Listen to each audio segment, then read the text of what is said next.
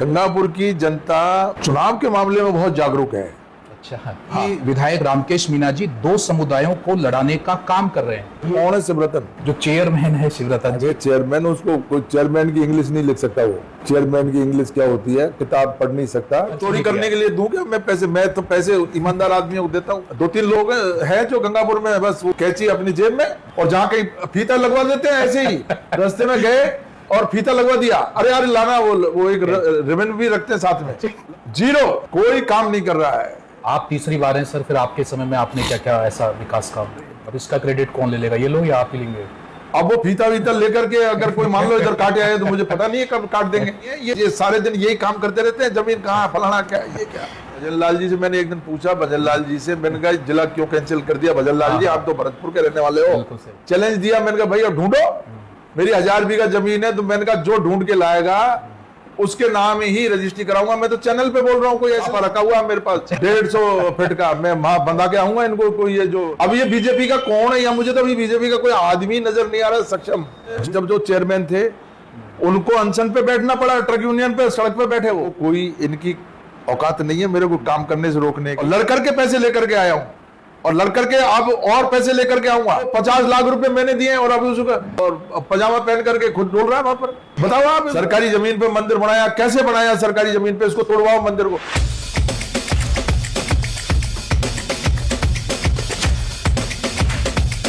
ना कोई बनावटी मेकअप, ना कोई लाग लपेट, ना ही कोई स्टूडियो और ना ही स्टूडियो की चमक दमक और ना ही कोई रटी रटाई स्क्रिप्ट। आज हमारे खास कार्यक्रम सीधी सट्टे के लिए हम आ चुके हैं हमारे गंगापुर सिटी के वर्तमान विधायक रामकेश मीणा जी के बाद, जहां पर होंगे सीधे सवाल और जिनके मिलेंगे सट्ट जवाब। तो चलिए करते हैं उनसे सीधा संवाद।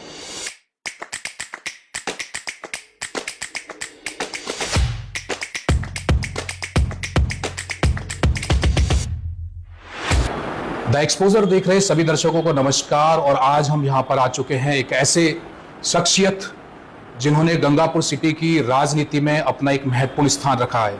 तीसरी बार विधायक रामकेश मीणा जी आज हमारे साथ हैं और आज का जो अपना एपिसोड 5 है सीधी सट्टे कार्यक्रम का, आज इन्हीं के साथ होगा, जहां पर सीधा संवाद यानी कि सीधे सवाल जिनका सट जवाब जाने की हम कोशिश करेंगे। सर, ये हमारा नया कार्यक्रम है और हम इसमें इसी तरह से जो भी शख्सियत है उनके पास जाकर के और उनसे संवाद करने की कोशिश करते हैं। हमारा मकसद रहता है कि हमारा जो सवाल है वो एकदम स्पष्ट रहे और दर्शक जो है वो आशा करते हैं कि आपकी तरफ से जो भी जवाब हो वो भी स्पष्ट हो, ताकि उनको पता चले कि जिनको हम इतने लंबे समय से देख रहे हैं या जानते हैं वो किस तरह का दर्शकों के लिए रखते हैं अपने मन में उनके प्रति श्रद्धा। तो हम शुरुआत करेंगे सर, सबसे पहले आपके मूल से शुरू करते हैं कि जैसे आपका मूल कहाँ से है सर? आप गंगापुर सिटी से ही हैं? नहीं, मेरा मूल है यहाँ से गंगापुर से करीब 11 किलोमीटर उत्तर में मेरा एक छोटा सा गांव है खिदरपुर जी। दूरी यहाँ से 11 किलोमीटर है और वहाँ मेरा जन्म हुआ। मेरा परिवार वहाँ अभी भी निवास करता है और हम लोग किसान परिवार से हैं। खेती हमारा मुख्य धंधा पहले था, अभी भी खेती हमारा मुख्य धंधा है जी। जहाँ पर अपन बैठे हैं ये आपका घर समझे या केवल एक कार्यालय है, किस रूप में है ये? नहीं, ये घर मैंने, क्योंकि अब गंगापुर शहर हमारे जीवन में जो है महत्वपूर्ण स्थान रखता है। सुबह दिन निकलते ही दैनिक जो आवश्यकता की चीजें हैं वो यहाँ से हम लोग यहाँ आना जाना बना रहता है, खरीदारी भी यहीं से बनी रहती है और लोगों से जो संपर्क है वो बहुत नजदीक यहाँ से गंगापुर से बने हुए हैं। तो गंगापुर में मैंने ये मेरा घर बना लिया था और मैं यहीं रहता हूँ, यहाँ निवास करता हूँ। मेरा कार्यालय भी है और मेरा घर भी है।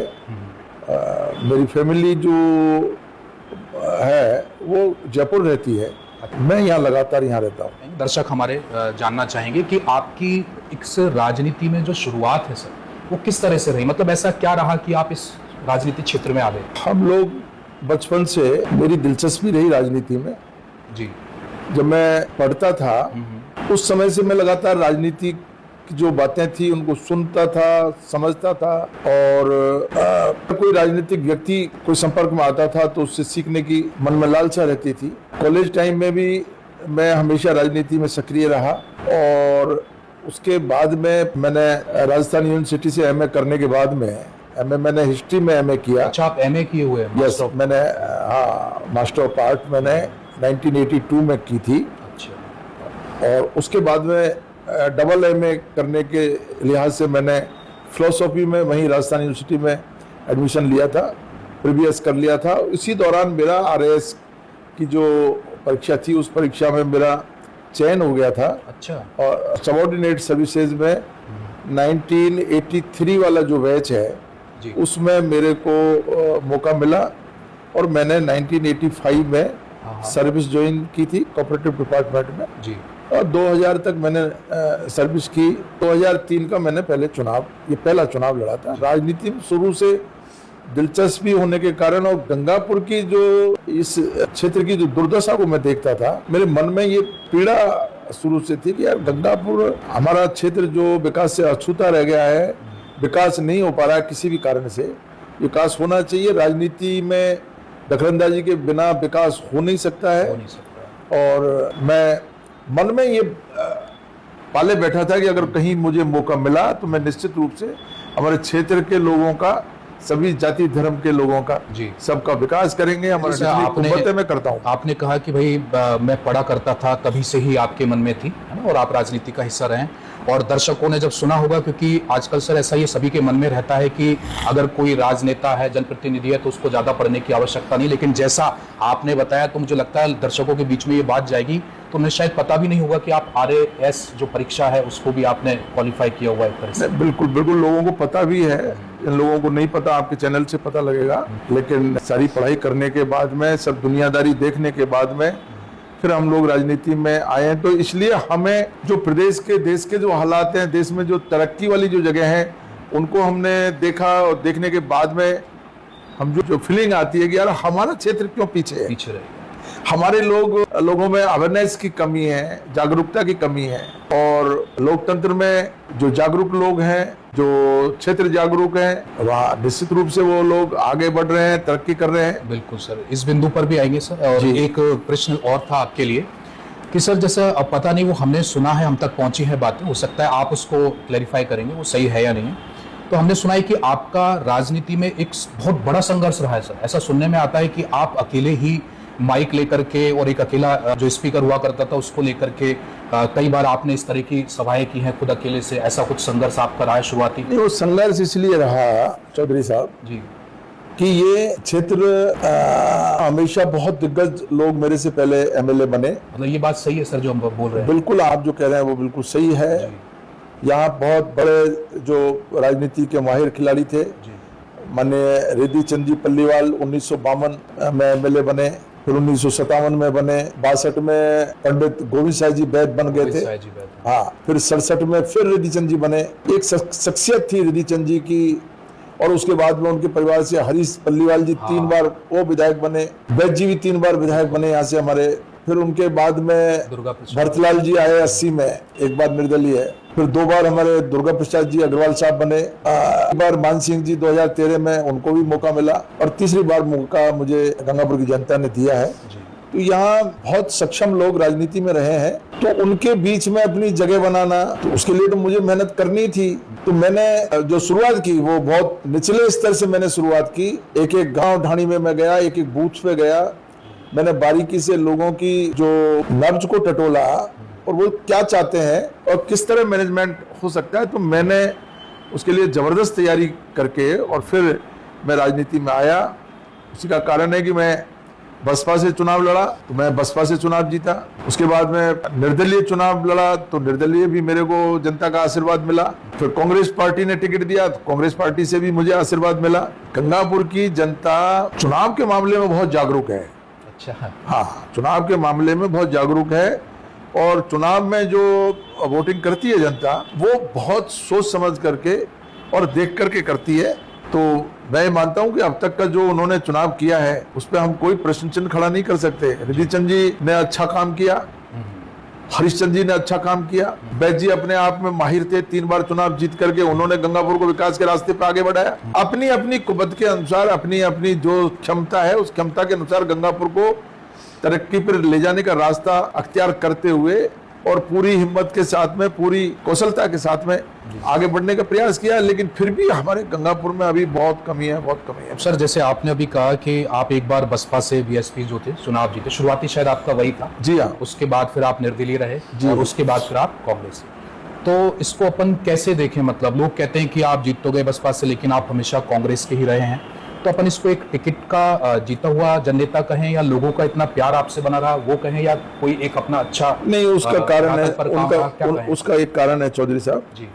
देखो, हमारी विचारधारा जो है वो विचारधारा कांग्रेस की विचारधारा है। गरीब लोगों की, दलित, पिछले जो कमजोर तबके के लोग हैं, उनको हम किस तरह से उनका भला कर सकते हैं, कैसे हम राजनीति के माध्यम से उनके जीवन को तरक्की के रास्ते पे ले जाएं, कैसे उनके जीवन में हम सहायक बन सकें, ये हमारा एक मूलभूत जो विचार है।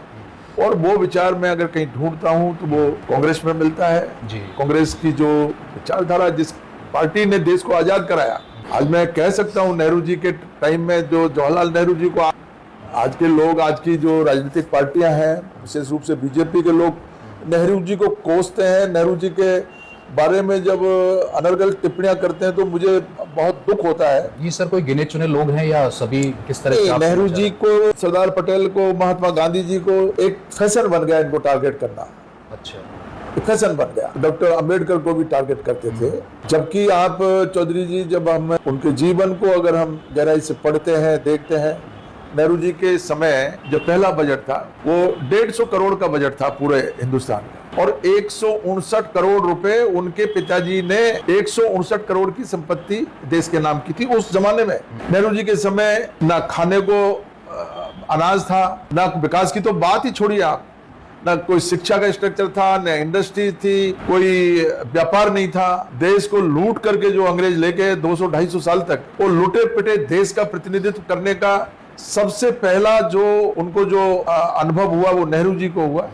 और उस लूटे पिटे देश को तरक्की के रास्ते पे, विकास के रास्ते पे, इंडस्ट्री के रास्ते पे ले जाने का अगर किसी ने काम किया वो नेहरू जी ने किया है। नेहरू जी ने कहना चाह रहे हैं कि जो तो मैं ये कहना चाहता हूँ, कांग्रेस के जो बड़े नेता थे उनसे मैं इंस्पायर्ड हूँ, और कांग्रेस के नेताओं की उस तरह, उस जो सेवा का जो जज्बा उनका था, और जो बिल्कुल जो गाड़ी रुकी हुई थी विकास की, उस गाड़ी को तरक्की के रास्ते तक ले जाने का काम जो किया वो कांग्रेस के नेताओं ने किया। आज कांग्रेस के अलावा जो प्रधानमंत्री अटल बिहारी वाजपेयी जी आए, उन्होंने अपने एक अलग रास्ता अख्तियार करके कांग्रेस की विचारधारा से अलग हट करके, लेकिन देश की तरक्की के लिए बहुत योगदान दिया।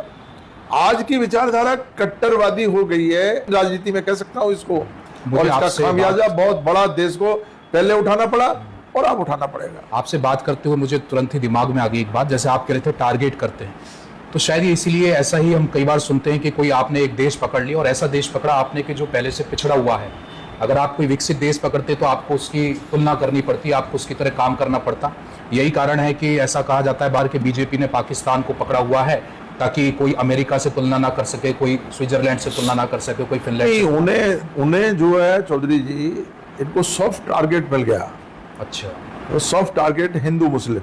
अच्छा अच्छा। इस देश की जो आवाम है वो हिंदू मुस्लिम धर्म के आधार पर बातों को बहुत जल्दी एब्जॉर्ब कर लेती है, बहुत तेजी से उससे प्रभावित होती है। जबकि मैं कह सकता हूं कि जब देश का प्रधानमंत्री हिंदू है, देश का राष्ट्रपति हिंदू है, देश के सुप्रीम कोर्ट का जो चीफ जस्टिस है वो हिंदू है, यार सब कुछ आपका प्रदेश और देश में जब सब चारों तरफ आपका राज है, तो फिर किस तरीके से हिंदू खतरे में हुआ, क्यों खतरे में हुआ हिंदू, और ऐसी क्या वजह है? आज हम देश में हिंदुत्व की बात करते हैं और हिंदुत्व के मुद्दे को लेकर के मंदिर मस्जिद की बात करके, लोगों को विकास की बात नहीं करके, क्योंकि आपको विकास की बात करते जवाब देना पड़ेगा, आपको हिंदू मुस्लिम करते जवाब नहीं देना पड़ेगा। आपको केवल एक सुरा छोड़ करके आपने कोई मुद्दा छोड़ दिया, फिर आपकी जवाबदेही खत्म। अगर आप विकास की बात करोगे तो आपको जवाब लोग पूछेंगे आपसे। आज प्रधानमंत्री जी से अगर ये कोई पूछे कि डॉलर आपका इतना कैसे महंगा हो गया, जब आप डॉलर जो है 54 रुपए का था, 55 रुपए का, तब आप कहते थे कि देश की इज्जत खराब हो रही है, प्रधानमंत्री की इज्जत खराब होती है। जब डॉलर गिरता है तो देश के प्रधानमंत्री की इज्जत गिरती है। आज इज्जत नहीं गिर रही। मैं आपको यहीं बीच में रोकूंगा सर, अपन चाहेंगे कि वापस से अपन अपने गंगापुर सिटी की बातों पर आते हैं, और मैं सीधा आपको लेकर चल रहा हूँ अब पांचना बांध पर। जैसे अभी हाल ही में जनहित याचिका जो आपके द्वारा लगाई गई थी और उस पर ऑर्डर दिया गया कि 1 मई तक आपको कमांड नहरों में पानी रिलीज करना है। तो जैसे ही आपकी ये जो न्यूज़ ब्रॉडकास्ट होती है, लोगों के बीच में जाती है, जनता के बीच में जाती है, तो वहाँ से लोगों के बयान या उनकी बातें आना शुरू होती है और वो ये कह रहे हैं कि आपके लिए कि विधायक रामकेश मीणा जी 2 समुदायों को लड़ाने का काम कर रहे हैं। ये इस पर आप क्या कहेंगे? ऐसी बात क्यों मैं लड़ाने का काम कर रहा हूँ? मतलब अगर कमांड एरिया के लिए उनके खेतों के लिए पानी अगर मैं मांगू, वो पानी वहाँ के जो बांध क्षेत्र के किसान हैं उन्होंने पानी रोक रखा है और हम अगर मान लो वहाँ पानी मांगे तो लड़ाने की कहाँ बात हो गई इसमें? तो समुदाय क्यों लड़ना चाहते हैं भाई? पानी की मांग हमारे कमांड एरिया के किसानों की जायज मांग है। ये बांध जब बना था, ये कमांड पहले तो तय होता है, बांध बनने से पहले कमांड तय होता है जी। कमांड का मतलब है वो क्षेत्र जहां बांध का पानी सिंचाई के लिए काम आएगा। ये सब इंजीनियर और सरकार तय करती है। ठीक है। मैं और आप तो तय नहीं करते हैं। बिल्कुल। हम इंजीनियर नहीं है। बांध बन गया, कमांड बन गया, जब कमांड में पानी आना शुरू हुआ तो आपने अपनी मांग चालू कर दी। अपनी मांग आप चालू करो, हमें मना, हम उसका ऐतराज नहीं है। आप अपने क्षेत्र को कमांड घोषित करवाओ, हमने हमारा कमांड घोषित करवाया, तुम्हारा कोई योगदान नहीं है उसमें। अच्छा। आप अपना क्षेत्र कमांड जो है घोषित करवा लीजिए। मैं उस समय प्रभारी मंत्री था 2009 से 13। वहां के लोगों ने मेरे सामने ये बात रखी। मैंने वहां नहरों के लिए रामलुबाया जी उस समय WRD के सेक्रेटरी थे, उनको लेकर के मैं आया करौली और हम लोगों ने जो वर्ष की बात हो रही है सर, ये 2009 से 13 की बात कर रहा हूँ, 2010-11 की बात है। ठीक है। उस समय हमने ये कहा था कि भाई ये जो है, लेकिन फिर भी किसान है, उसकी कोई जाति धर्म नहीं है, बिल्कुल सही। कोई क्षेत्र नहीं है, हर किसान को पानी चाहिए। ठीक है। और आज जोत की सीमा कम हो गई है, किसान छोटे हो गए, उनके 2-2, 4-4 बीघा जमीन रह गई, अपने बच्चों को पालना मुश्किल हो रहा है। सबको पानी मिलना चाहिए। तो अनकमांड होते हुए भी आप नहरों के लिए काम करिए। नहरों के लिए मैंने उस समय टेंडर भी करवाया, पैसे मंजूर करवाए, लेकिन वो काम जो है किसी कारण से रुक गया, काम पूरा हो नहीं पाया। उनकी मांगे लगातार बढ़ती चली गई। पहले कहे 5-10 गांव है, फिर 15 गांव हो गए। कौन लोग हैं सर, आपको क्या लगता है? ये बांध क्षेत्र में कुछ लोग जो मुद्दे को लेकर के जो MLA MP बनना चाहते हैं, जो राजनीति अपनी चमकाना चाहते हैं, वो लोग। नहीं तो जो आम किसान है, आम किसान से हमें बहुत हमदर्दी है और हम उसके लिए लड़ने को, झगड़ने को तैयार है, उनके लिए, उनके साथ मरने मिटने को तैयार है। सरकार क्यों नहीं पानी दे रही है? ये बगल में चंबल बह करके जा रही है, चंबल का पानी लगातार यमुना में, यमुना के बाद में समुद्र में जा रहा है, बह करके व्यर्थ जा रहा है, सैकड़ों साल से जा रहा है। हमारा दुर्भाग्य है कि हम चंबल का पानी लिफ्ट करके हमारे क्षेत्र में नहीं ला रहे। हमारा किसान जो है बिल्कुल उसका बंजर जमीन पड़ी हुई है, उसका सदुपयोग नहीं हो रहा। हमको मिल करके काम करना चाहिए, एकजुट होकर के काम करना चाहिए। वो किसान, यहाँ का किसान कोई अलग किसान नहीं है। कोई मुद्दे हो सकते हैं, मतभेद हो सकते हैं, लेकिन किसानी के मामले में कोई मुद्दा नहीं है। किसानी, खेती किसानी के मामले में कोई मुद्दा नहीं है, कोई जाति नहीं है, कोई वर्ग नहीं है, कोई समुदाय नहीं है। और चीजों में हो सकते हैं बात। तो मेरा इतना सा कहना है कि इस संबंध में हमारा बिल्कुल भी मतभेद नहीं है। और हम हाईकोर्ट इसलिए गए कि हम यहाँ कोई खून खराबा नहीं हो, लड़ाई झगड़ा नहीं हो। बिल्कुल सही। आज का जमाना लड़ाई झगड़े का जमाना नहीं है, पहले हुआ करता था। अब जो जमाना है वो कानून से चलने का जमाना है और हमने कानून का सहारा लिया है। हमने उनसे डायरेक्ट झगड़ने के बजाय कानून के रास्ते पे जाना उचित समझा। और मैं 2007 में मैंने PIL दायर की थी। एक सिकंदर सूफी जी जो हमारे पावटा के सरपंच थे, मैंने और उन्होंने, फिर उसको हमने जो कमियां रह गई थी उसको दुरुस्त करके वापस से हमने PIL, और उस PIL को मैं न्यायालय को, माननीय उच्च न्यायालय के जो हमारे मुख्य न्यायाधीश महोदय हैं, उन्होंने जो अभी फैसला किया है उनको धन्यवाद दूंगा कि हमारे जनता की आवाज को सुना उन्होंने, हमारे किसानों की पीड़ा को सुना, उनके दुख को सुना और फैसला दिया है।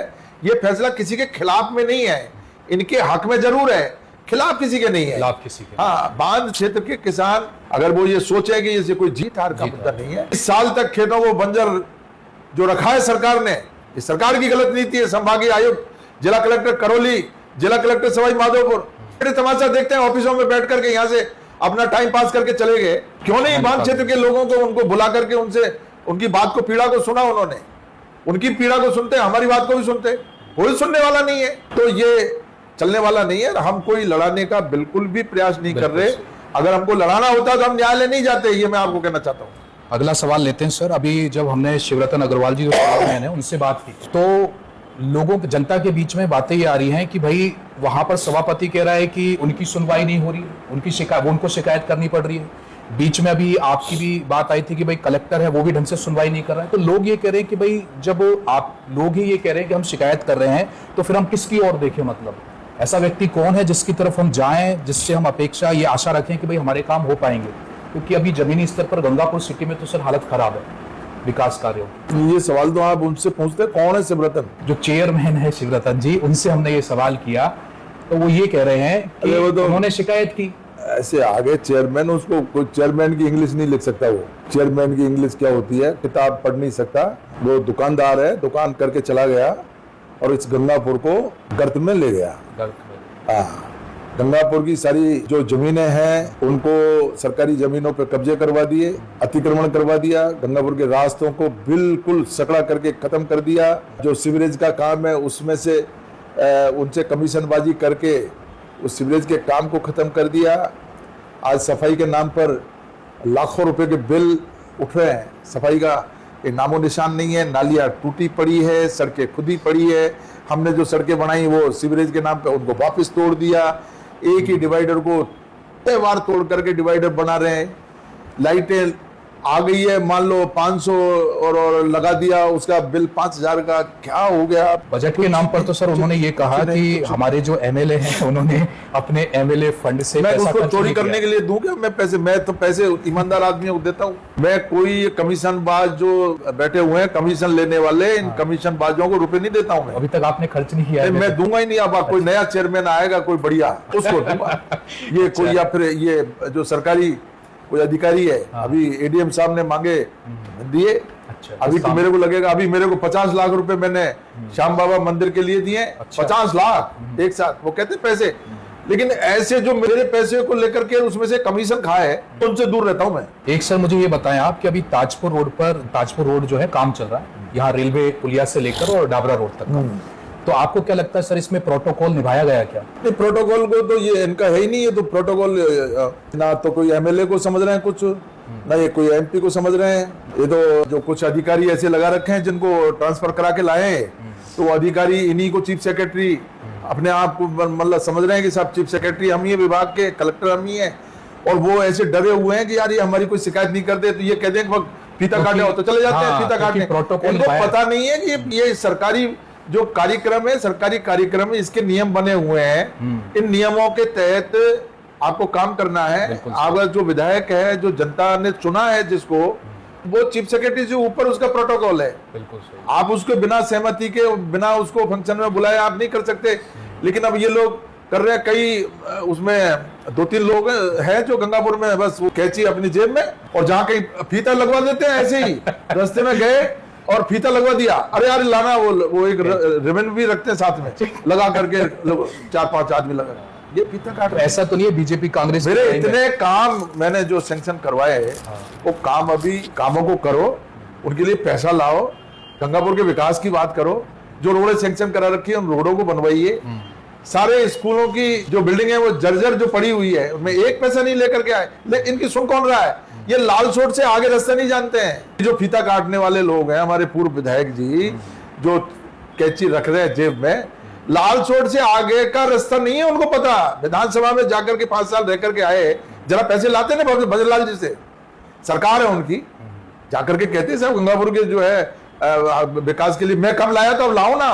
मेरे पे आरोप लगा रहे थे, तो अब उनको उनका डबल इंजन, यहाँ इंजन और वहां इंजन, वो दोनों इंजन, तो दोनों इंजनों से तो ज्यादा होना चाहिए ना विकास। ये चलनी चाहिए ना गाड़ी। तो गाड़ी ये स्लो कैसे हो गई? ये तो रफ्तार ठंडी हो गई पूरी।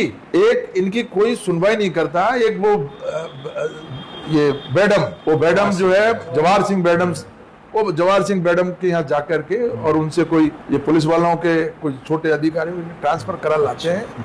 गंगापुर के विकास के नाम पर जीरो, कोई काम नहीं कर रहा है। आप तीसरी बार हैं सर, फिर आपके समय में आपने क्या क्या ऐसा विकास काम किया? मेरे समय में मैं आपके इस पे कैमरे पे मैं क्या बोलूं? आप जनता से नीचे जाकर के पूछना जी, आपके क्या मैंने विकास करवाया। मैंने चिकित्सा के मामले में, शिक्षा के मामले, चिकित्सा के मामले में आप हॉस्पिटल जाकर के बिल्डिंग देख करके जाना क्या बिल्डिंग बन रही है। बिल्कुल। बाहर से देखने पे ऐसा लगता है जैसे कोई एसएमएस की बिल्डिंग यहाँ आ गई है, डिप्सा में बन रही है। और इसका क्रेडिट कौन ले लेगा, ये लोग या आप ही लेंगे? अब वो फीता वीता लेकर के अगर कोई मान लो इधर काटे आए तो मुझे पता नहीं है कब काट देंगे।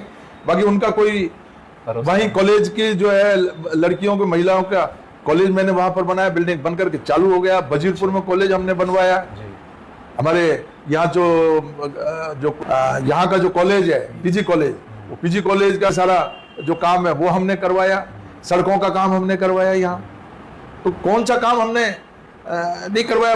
सारे बहुत जबरदस्त काम हमने 5 साल में करवाए थे अशोक गहलोत साहब ने। और मुझे दुख है इस बात का कि हमारा जो विकास का जो स्ट्रक्चर हमने तैयार किया था, उस विकास के स्ट्रक्चर को इन्होंने जेसीबी लेकर के खोद दिया। हमने सैकड़ों बीघा जमीन मैंने रिजर्व करवाई थी कलेक्ट्रेट के लिए, पुलिस लाइन के लिए, सरकारी जो भवन है उनके लिए, सरकारी संस्थाओं के लिए। वो सारी जमीनों को खुर्द-बुर्द करने का काम इनको एक ही काम है, जहां कहीं जमीन अलॉट करो। मैंने अभी कलेक्टर को भी कहा, कलेक्टर साहब इनकी बातों में बताओ, इनका कोई वक्त नहीं है, ये सारे दिन यही काम करते रहते हैं, जमीन कहाँ, फलाना क्या, ये क्या। तो ये जमीनों को इधर उधर जो ये मैंने करवाई थी, अब मैं कहता हूँ 100 बीघा जमीन अलॉट करके बताया मुझे। मैंने गांव वालों को किस तरह राजी किया। उनकी जमीन चारागाह की जमीन थी, मैंने हाथ जोड़ जोड़ करके उनको राजी किया। मेरी विनती उन्होंने मानी। हमारे डिप्सा के जो पटेल हैं उनसे कोई 1 गज जमीन भी लेकर के बताओ, 1 बीघा जमीन भी लेकर के बताओ। मैंने उनसे सैकड़ों बीघा जमीन सरकार के उसमें सरेंडर करवा दी। और उन्होंने कहा हाँ साहब ले लीजिए, गंगापुर का अगर विकास होता है तो हम कोई मना नहीं करेंगे जमीन की। ऐसे ऐसे काम हुए उन जमीनों को खुर्द-बुर्द करने का। या ये कर दिया, वो कोई जेल के लिए, अरे जेल को कहीं दूर पटक देते, जेल का क्या काम है जेल का। जहां पर कोई सरकारी संस्था बने, एजुकेशनल इंस्टीट्यूशन बने, हॉस्पिटल बने, जो सुविधाएं हैं जो आम जन के लिए जरूर, हॉस्पिटल का काम है वो अभी अगर मान लो विस्तार होता है, शिक्षा के बिल्डिंग का अगर कोई विस्तार होता है, रोडवेज के बस स्टैंड के लिए मैंने जमीन अलॉट करवाई, उसको पता नहीं कहाँ बढ़िया वहां ले गए, तो वहां भी तो आप बनवाओ। आपने कहाँ करवाई थी? मैंने करवाई थी यहाँ पर बाईपास तिराहे पे डिप्सा के सेंट्रल स्कूल के पास में, जिससे करौली रोड, हिंडौन रोड, हमारे महावीर जी वाला रोड, बाईपास से जयपुर वाला रोड। लेकिन ये लोग कहते थे कि आपने अपने ही लोगों के वहां पास में करवा ली वो चीजें। अरे मेरी ये भजन लाल जी से मैंने एक दिन पूछा, भजन लाल जी से मैंने कहा जिला क्यों कैंसिल कर दिया भजन लाल जी, आप तो भरतपुर के रहने वाले हो। बिल्कुल सही। तो साहब मेरे को वहाँ जो लोग हैं, विधायक साहब पहले वाले मान सिंह जी, उन्होंने आकर के पता नहीं क्या क्या कोई बातें करी, और कुछ लोगों ने जाकर के शिकायत कर दी उनको कि साहब उन्होंने हजारों बीघा जमीन खरीद ली। अच्छा। और फिर मैंने अभी आपके लिए कहा? हाँ मेरे लिए कहा। तो मैंने उनको अभी चैलेंज दिया, मैंने कहा भैया ढूंढो, मेरी 1000 बीघा जमीन है, तो मैंने कहा जो ढूंढ के लाएगा उसके नाम ही रजिस्ट्री कराऊंगा। मैं तो चैनल पे बोल रहा हूँ, कोई ऐसे तो बोल नहीं रहा कमरे पे। मेरी 10-11 बीघा जमीन मेरे पेट्रोल पंप के सामने मैंने गायों के लिए ली थी पुरानी। इसके अलावा मेरी कोई जमीन हो तो उसको इनको दे दो, मैं इनके नाम ही रजिस्ट्री करा दूंगा, ढूंढ लाए। ये बहुत बड़ी बात कह दी आपने। अब मैं चैनल पे कह रहा हूँ ना। और मेरी जमीन को एक्वायर कर लेते, जिला क्यों कैंसिल किया? अच्छा। अगर मैंने कर दिया, मैंने मान लो जमीन खरीद ली, मुझे लाभ हो रहा था, तो सरकार तो सजा लोगों को क्यों दे दी? नहीं, सरकार तो सक्षम है, उसमें कोई भी प्रोजेक्ट ला करके एक्वायर कर लेती, मेरी जमीन को खत्म कर दी। मेरे व्यक्तिगत उसकी वजह से मेरे गंगापुर के लोगों को जो 50 साल से जूझ रहे हैं जिले के लिए, उनके साथ अन्याय कर दिया सरकार ने। मतलब बना बनाया जिला, 1.5 साल तक हमारे कलेक्टर एसपी रहे, बैठे यहाँ पर। अब लोग बताओ कैसे भूलेंगे इस घाव को? हम भूल नहीं सकते जब तक जिंदा रहूंगा। ये कहते हैं सर, इसको हम भूल नहीं सकते। 1.5 बरस तक जो कलेक्टर एसपी जिला गंगापुर सिटी के लोग जो है खुश हो रहे थे, उनसे ये तमगा जिले का छिन गया।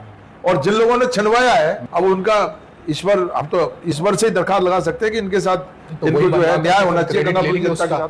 वो बनवा करके क्रेडिट ले लेंगे दोबारा से।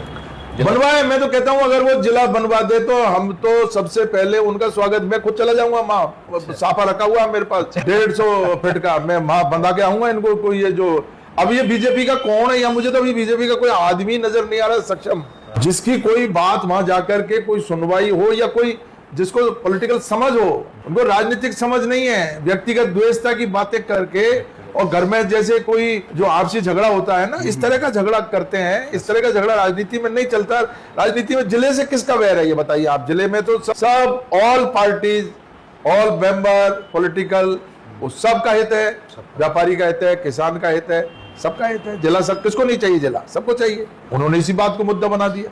खैर अपनी सोच है, मैं कह नहीं अभी सकता। आप खुर्द-बुर्द की उन्होंने हरिप्रसाद जी बोहरा खुद जो है उनके टाइम पर जब जो चेयरमैन थे उनको अनशन पे बैठना पड़ा, ट्रक यूनियन पे सड़क पे बैठे। वो क्या बात हो रही है?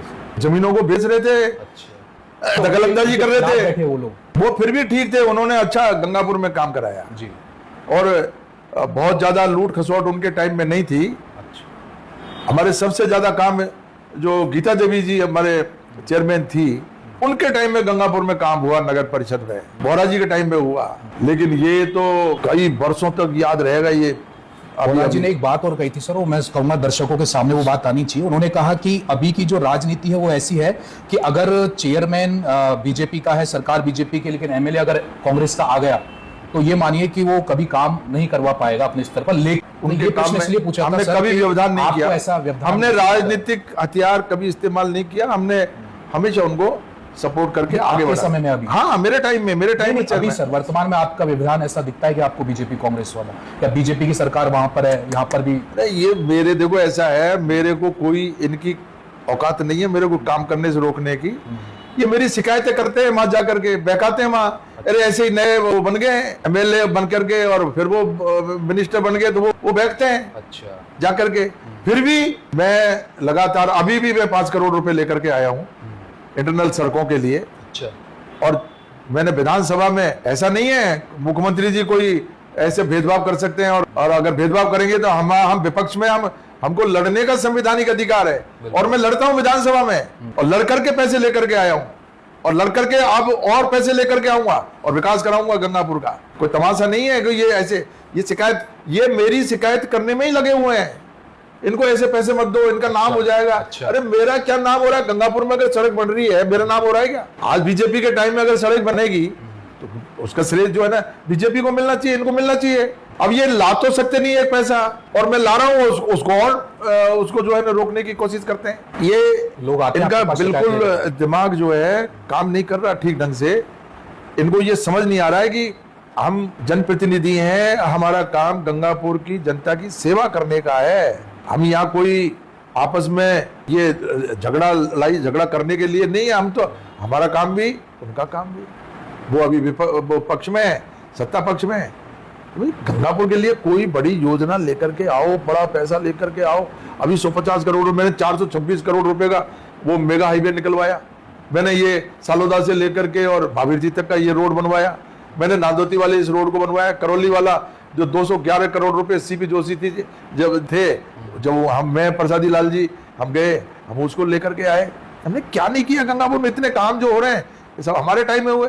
अब ये कोई काम करे तो हम तो इनकी तारीफ करेंगे। हम कभी इनका कोई इसके लिए श्रेय लेने की बात नहीं करेंगे हम। चलो सर। लेकिन अब वो 50 लाख रुपए मैंने दिए और अभी उसको और पजामा पहन करके खुद डोल रहा है वहां पर। बताओ आप इसको क्या 50 लाख रुपए मैंने मेरे विधायक कोटे से, और मेरे को सीओ और कलेक्टर साहब ने कहा कि हम भाई 25 लाख आप दे दो, 25 लाख हम इसमें जो अलग से किस काम के लिए सर? ये वो एक यात्री निवास के लिए दिए। अच्छा, क्योंकि अब खाटू श्याम जी का मंदिर बन गया, तो खाटू श्याम जी के मंदिर को तोड़वाने के लिए इनका कैसे भला होगा? इनका उसका रजिस्ट्रेशन नहीं करने के लिए इन्होंने एडी चोटी का जोर लगा दिया। एडी चोटी का रजिस्ट्रेशन मत करो इसका। इस मंदिर को सरकारी जमीन पर बन गया, इसको तोड़वाओ। सरकारी जमीन पे मंदिर बनाया, कैसे बनाया सरकारी जमीन पे? इसको तोड़वाओ मंदिर को। ये तो 1 साल तक मंदिर को तोड़वाने के लिए लगे रहे। ये मंदिर के नाम पे वोट लेते हैं, गाय के नाम पे वोट लेते हैं, गंगा के नाम पे वोट लेते हैं, हिंदू मुस्लिम के नाम पे वोट लेते हैं, और मंदिर को तोड़वाने के लिए। ये श्याम बाबा इनकी बुद्धि को जो है, इन्होंने बुद्धि को नष्ट कर दिया इनकी को। ये उसको बोलो मंदिर को खाटू श्याम मंदिर, जिसके नाम लेकर के लोग जो है जिंदा है, सुबह उनका जो है दर्शन करने के बाद रोटी खाते हैं। ऐसे भक्त हैं लाखों लोग, एकादशी को लाखों लोग उनके दर्शन कर रहे हैं, और उस मंदिर के लिए, उसको तोड़वाने के लिए जो इन्होंने एडी चोटी का जोर लगाया है, इनको सजा मिलेगी। लोग ये कह रहे हैं सर वो पैसा अच्छा होता कि और विकास काम में लग जाता। कौन सा? ये जो यहाँ मंदिर पर खर्च हो रहा है। अच्छा, मतलब ये इन्होंने दिया है कि पैसा? ये तो आम जनता का पैसा है। आम जनता ने इकट्ठा करके अपने चंदे से मंदिर बनाया। कोई सरकारी पैसा नहीं लग रहा है इसमें सरकारी पैसा नहीं लगा। आम जनता का पैसा है। गंगापुर के जो भक्त हैं उन्होंने अपने चंदे से इकट्ठा करके और फिर मंदिर का निर्माण कराया है। इसका बड़ा दर्द है उनका। उनको नींद नहीं आई कोई महीनों तक, और के साहब इस मंदिर को ये इनके प्रकार कोई ऐसे लगा करके इस पे स्टे हो जाए, इसको तोड़वा दे मंदिर को। लेकिन खाटू श्याम जी की ताकत है, और खाटू श्याम जी की ताकत से ये धराशायी हो गए और खत्म हो जाएंगे। खाटू श्याम से अगर बैर करोगे खत्म हो जाओगे। चलिए अब प्रश्न को खत्म करते हैं। और सर अंतिम प्रश्न आपके लिए कि अब जैसा आप देख रहे हैं आपके पास अभी लोगों की समस्या आती है, चाहे से वो गंगापुर सिटी की सड़कों पर गड्ढों की बात हो, चाहे से वो मिट्टी नहीं, और किसके पास जाएंगे, और कुछ उनके पास जाएंगे क्या? उन जो समस्याओं का समाधान क्यों नहीं हो पा रहा है? क्या अधिकारी सुन नहीं रहे क्या? कोई नहीं है, सब लोग मेरे पास आते हैं, मैं बात करता हूँ अधिकारियों से, जो संबंधित अधिकारी हैं उनको डायरेक्शन देता हूँ। और कोई भी अधिकारी ऐसा मुझे नहीं नजर आ रहा जो हमारी बातों को कोई, सब जो जायज बात है, मैं पहले भी जब हमारी सरकार थी जब भी मैं कानून सम्मत बात करता था, न्याय संगत बात करता था, और आज भी न्याय संगत बात करता हूँ। जो काम होने वाला है अधिकारी जरूर करते हैं उसको, जो काम नहीं होने वाला है वो सरकार के टाइम में भी हम नहीं कहते थे, आज भी नहीं कहते हैं, भविष्य में भी नहीं कहेंगे। हमारी फितरत नहीं है ये इनकी फितरत है। इसको करो, इसका नामांतरण मत खोलो, इसका जो ये जमीन का ऐसे इसका ये कर दो, पुलिस वालों को इसके FIR दर्ज मत करो, इसको